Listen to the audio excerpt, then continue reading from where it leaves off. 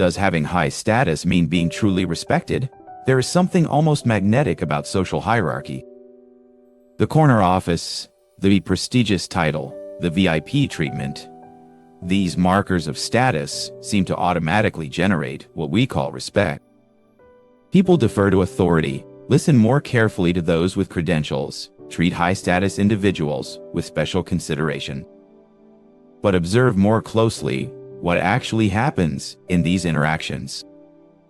A CEO enters a meeting and everyone stands slightly straighter, speaks more carefully, laughs a bit too enthusiastically at their casual remarks. The behavior appears respectful, but watch the eyes.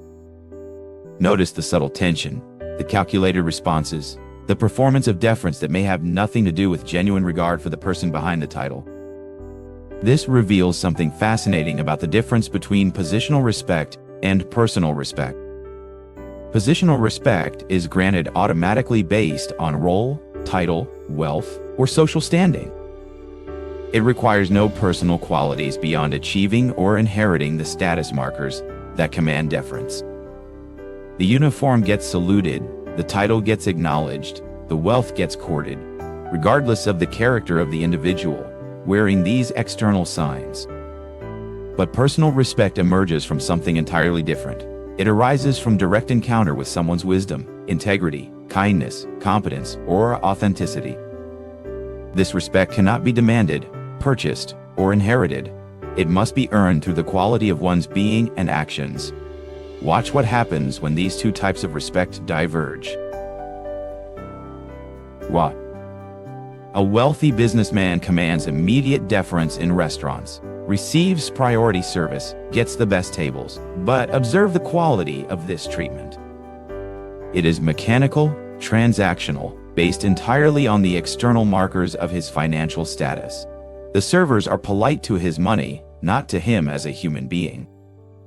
Meanwhile, a school janitor with no status markers speaks with genuine kindness to the children, offers wise counsel to troubled students, maintains dignity in all interactions. The respect he receives is different, quieter, deeper, based on direct experience of his character rather than his position in social hierarchy.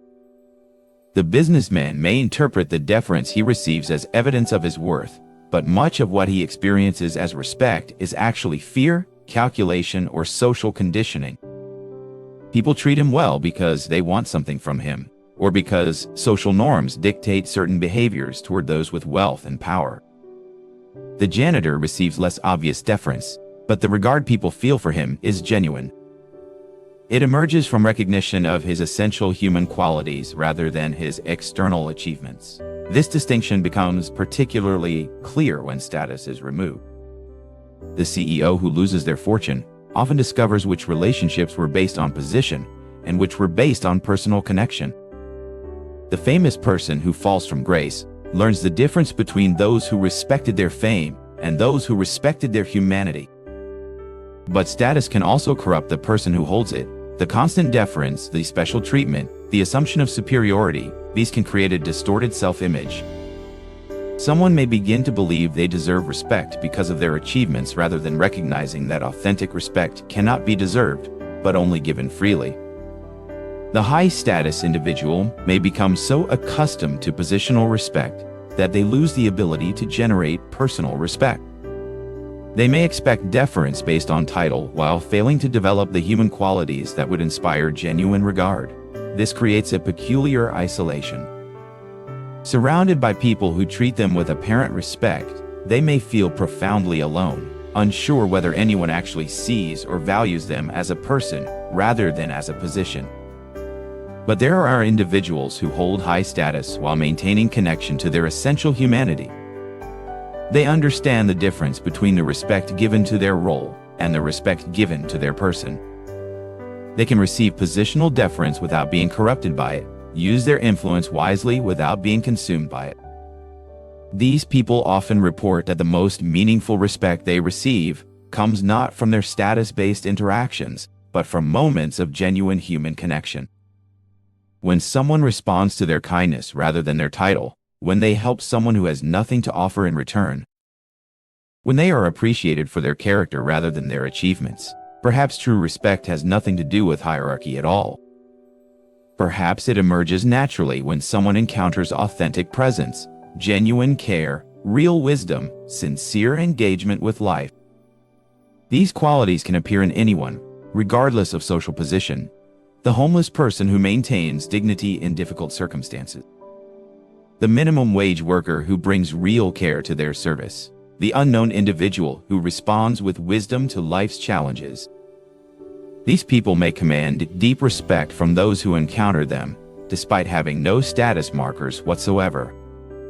This suggests that the respect worth having is not the kind that comes automatically with position, but the kind that emerges from direct recognition of human worth. Can someone with high status receive this genuine respect? Certainly. But it will come not because of their status, but in spite of it. It will arise from their essential human qualities, rather than from their external achievements. The person who understands this distinction can hold positions of authority while remaining humble, can exercise power while maintaining compassion, can receive deference while treating others as equals. They recognize that true respect flows both ways. It cannot be demanded from others without being offered to others. The respect they hope to receive from those below them in hierarchy is the same respect they must give to those they encounter, regardless of their status. This creates a different relationship to authority and influence. Instead of using status to extract respect, they use whatever platform they have to recognize and honor the worth of others. Instead of demanding deference, they offer acknowledgement. Instead of expecting service, they look for opportunities to serve. In this understanding, high status becomes an opportunity for deeper respect rather than an automatic source of it. The position becomes a platform for expressing human qualities rather than a substitute for developing them. What is this respect that has nothing to do with status? This regard that emerges from recognition of essential human worth. This honor that flows naturally between beings who see each other clearly,